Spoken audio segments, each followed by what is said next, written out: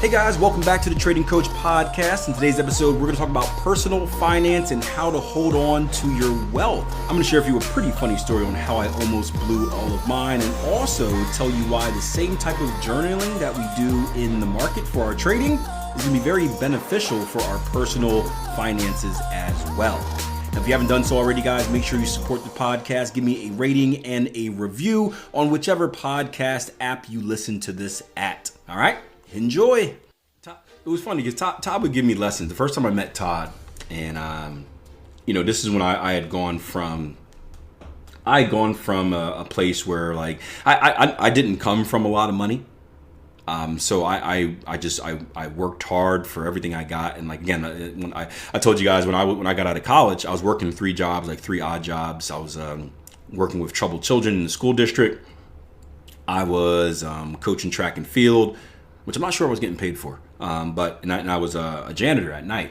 And between those jobs, I was making $30,000. And like, man, I was wealthy as hell with $30,000. I never saw $30,000 a year in my life. Right? I was living large because like I'm used to having like not a lot. I don't really spend a lot. So like I thought that was like real big money, like millionaire money. I felt like I was comfortable. Like if I wanted to go out to the movies or go out to the bar, like I can do it. I didn't have to think twice. So it was funny when I made that jump to making some real money when I got into trading, and when I got successful in trading. When I got into trading, I drained money. When I got successful in trading, I started making real money. And it's hard to make that jump. And I think I'm someone that has a pretty good financial head on me, and even for me it was difficult like not to like go crazy because you have this abundance of money. You believe that it's never gonna stop, right? Trading is skill related, so I'll just be as good as I am now forever. And I remember talking to Todd because I was getting concerned because I had some spending habits some bad spending habits that I started implementing that I didn't like, but I wasn't necessarily stopping them because like I was trader. I was Wolf of Wall Street, right? It wasn't drugs, don't worry. I wasn't coked up or anything like that. That's too expensive for me. But I was asking Todd, watches. I bought a few watches. I think watches are the only thing I actually bought. Like I'm not big on flashy stuff at all. Where I come from, right? If you have anything flashy, someone kills you and takes it. So like I'm never big on flashy, and those principles hold true to where I'm at today. Like I get people all the time where it's like, hey, like show me what's inside your bank account. I'm like, no. Like, why would I put my trading account? And I don't judge people who do, but why would I put my trading account online for everyone to see? Like, that just makes me a target. Like, do you understand that? Like, that just makes me a target, and it's very easy to find people. So it's like, why would I even put myself in that situation? And at least that's my way of thinking again from where I'm from. But to each his own. Like, but I'm not. People made fun of me or still make fun of me because I'm not flashy. They see me in these videos. I don't have any like watches or diamond necklaces or anything like that on. It's like I live like a normal dude, and it's like there's that's just my personality to begin with. But I'm not a big believer in showing off what you have, because when you show off what you have, someone takes it. But I did buy a few watches, or watches were the one thing that I did enjoy. Not expensive watches, but I probably bought about 6 watches to match different outfits or whatever like that. But I remember talking to Todd, and I was like, hey man, like, how do you deal with being wealthy? How do you deal with being wealthy? Because I felt myself making these mistakes, and I figure I talked to Todd, and it's fun. This is the ironic thing, right? Todd gave me the greatest advice in the world because he blew so much money. And if you don't know Todd, I guess you guys don't know Todd. Todd is the friendliest, nicest person in the world. Big teddy bear. He is the person that will do anything for you. Like, he is the friend where it's like, if you call up a friend, you're like, hey man, like I need $5,000. Boom, he'll give it to you right away. And that's a gift and a curse because people tend to take advantage of him. And he's like, he helped so many people out with stuff that he didn't need to. He just wasted so much money being nice. Like, he didn't waste it on dumb stuff, but like being nice, paying for people's tabs and, vacations with friends. And I was doing some of the same stuff, right? I was, whatever. And it's ironic because we're having this deep conversation. We'll get back to the food story. We're having this deep conversation about financial responsibility, and right, how, you got to keep your friends close. You got to have a handful of friends. You're going to have people that reach out from high school that want to get, and all this was happening. You're going to have people that reach out from high school that are now like buddy, and they're going to want you to invest in their businesses or give you this or give you that. There are people that are going to try and stab you in the back and blah, blah, blah, blah, blah, blah, blah. And right, and all this was happening. So I'm like, I'm in. I'm like, yeah.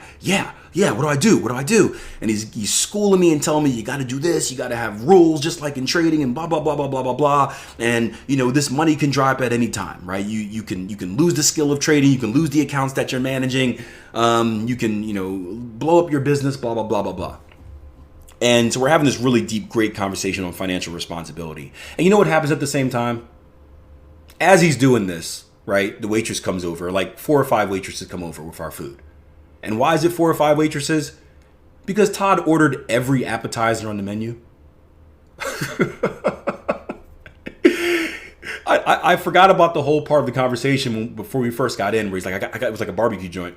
He's like, I got to show you this place, Authentic KC Barbecue, right? Authentic KC Barbecue. And we're looking through the menu. He's like, oh man, you got to try this. You got to try that. You got to try this. You got to try that. He's like, I know this is like, you may not be out here this often. So you know what? Let's just get it. Waitress, I can't decide. Let's just get everything. Yeah. 15 minutes before that intense, deep, serious conversation on financial responsibility, Todd couldn't decide what he wanted to order. So he ordered everything. So I thought that was pretty funny. How ironic is that, right? It was good though. It was good. So yeah, Todd likes his food, man, but he was, man, so important, because I felt myself going down a dark path. I wasn't down it yet, but I was slipping. I was starting to do stuff like, hey man, let's all go to Connecticut for the weekend. Let's go to Foxwood Casinos on me, like stuff like that, because I could, and I don't have a large group of friends, but I'm nice, and I wanted them to experience kind of the changes in life that I was experiencing, because we've always had Pats as a kid, where it's like, hey, whichever one of us, they thought I was going to make it in sports because I was really good at sports. Whichever one of us makes it, everyone comes along. Whoever makes it, we all come along. So I happened to be the one that made it at the time, and I was living that. I said, hey, I'm a man of my word. We're all coming.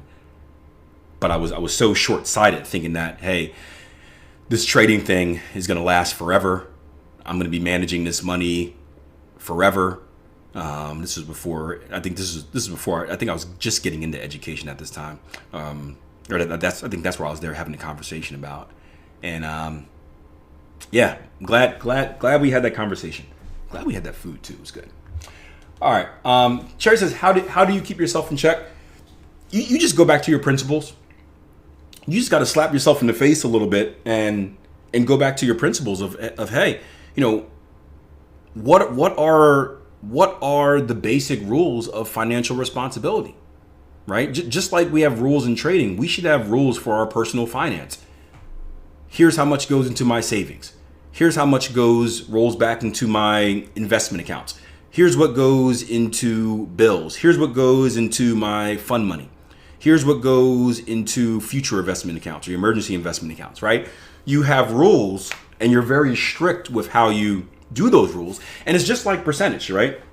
So we talk all the time in trading about like, hey, people, I can meet a trader that has $1,000 account and they had a 50% year, and they're like, man, it sucked, man. I only made $500 this year in the market.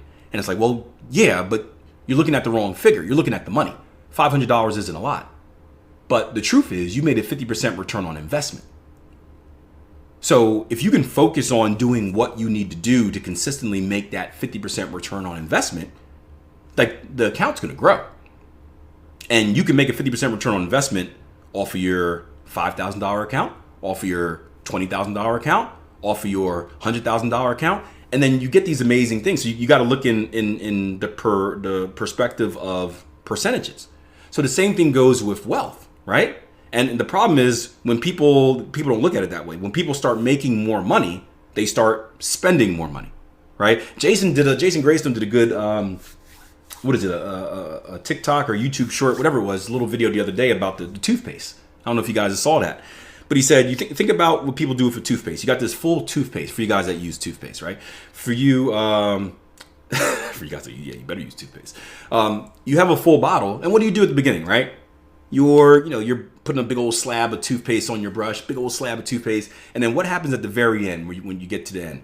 You start rolling up and you just do a little dab, right? And you realize that dab is enough, right? But you start dabbing and you go through 90% of that toothpaste like in a week, but you make that last little 10% last like a month. And it's like, man, imagine if I was acting this way with my toothpaste, right? A frugal toothpaste user. Imagine if I was acting this way with my toothpaste the whole time. I could have gotten that bottle to last a year. And money's the same thing. Where when we see a bunch of money, and people do this with their paycheck comes in and it's this big amount of money in their bank account. They're like, oh yeah, got all this money. So they're more comfortable and free spending it until the bank account gets low, and then you get all frugal. And then you start prioritizing like, okay, do I really need to order this? Do I really need to go out, or can I just cook from home? Do I really need to do this? Do I need to buy that $5 Starbucks coffee, or can I just make it at home, right? And then they do that till they survive, and then the next paycheck comes in. They're like, oh, more money, I can spend it again. And then they're stuck in that hamster wheel. So I had to remind myself that, hey, it doesn't matter how much money I'm making, right? Here are my rules for how I divide my check. And it's all percentages. Now, those percentages equal a bigger monetary value the more money I have, yes, but I'm still limiting myself to, hey, if I have this specific fund for vacation, or I call it, do what you want money, right? I can do whatever I want with it. If I want to buy if I want to buy my mom a car, I can. But once that money's gone, I can't dip into other parts of that account. I have it all sectioned out or whatnot. I can't dip into that other part. So I've made my decision. So I had to come just slap myself and get back into that, because those are the things I did my entire life to just survive off of limited income, especially in my early trading days when I sucked, right? I got really good at that stuff because you had to make the money stretch, right? Woof. My money was a yoga instructor, the way I made it stretch. But you slap yourself and you just get back to those principles. And yeah, and you just try your hardest not to get distracted. Cody had said something. I forgot what it is. Journaling will help as well. Yeah. Write stuff down. Yeah, I'm big on like the apps. I used to use something called Mint. But I'm big on apps that kind of show you what you're spending on or what you're using your money for, because then you can kind of pinpoint the danger areas. Where it's like, man, here's one, and I do the latte factor as well, or latte experiment as well, where you go through your stuff and blah blah blah blah blah. So you guys know me from the Gatorade, dark chocolate Milky Way, and Baby Bell cheese story, where I spend like $200 a month on like Gatorades, Baby Bell cheeses, and dark chocolate Milky Ways, right? Another thing I got into this habit of my kids were in this phase where all they ate was pizza. And all they eat was plain pizza. So I wanted some different pizzas. I wanted like, little sausage, little pepperoni, little green peppers, 3 toppings on it. So we had this habit where I would go to this pizza shop. It was like twice a week. And I would just get 2 extra large pies. And again, like I didn't really think about how much they cost. I'm just like, give me the pies, swipe it, right? And I'm realizing I'm spending like, 2 extra large pies, one for, I'm spending like $30 on pizza, right? 2 times a week. So $60 on pizza a week, right? $60 on pizza a week.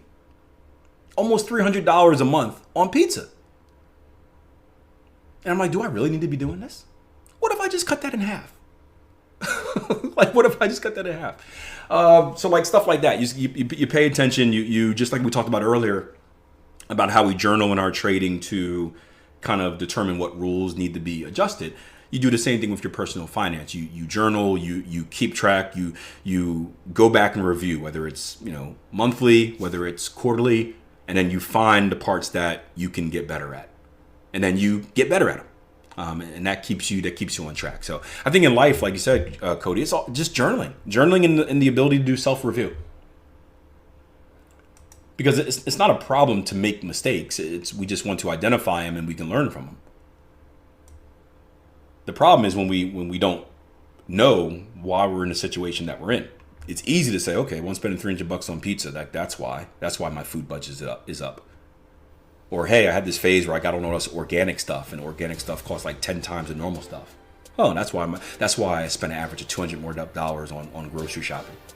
So we want to journal, and then we can identify the key levels to attack, and then we go about 15. Hope you guys enjoyed the episode. The conversation comes from inside our live trading room, which, by the way, if you want to join, feel free. We host it every Tuesday, Wednesday, and Thursday. There's a London session and a New York session, both at 7:30 a.m. respective time. So just head over to www.tier1trading.com. You can join as part of your risk-free trial membership. Once again, that's www.tier1trading.com. Hop in the room, get some coaching, talk to some traders, and start improving on your journey.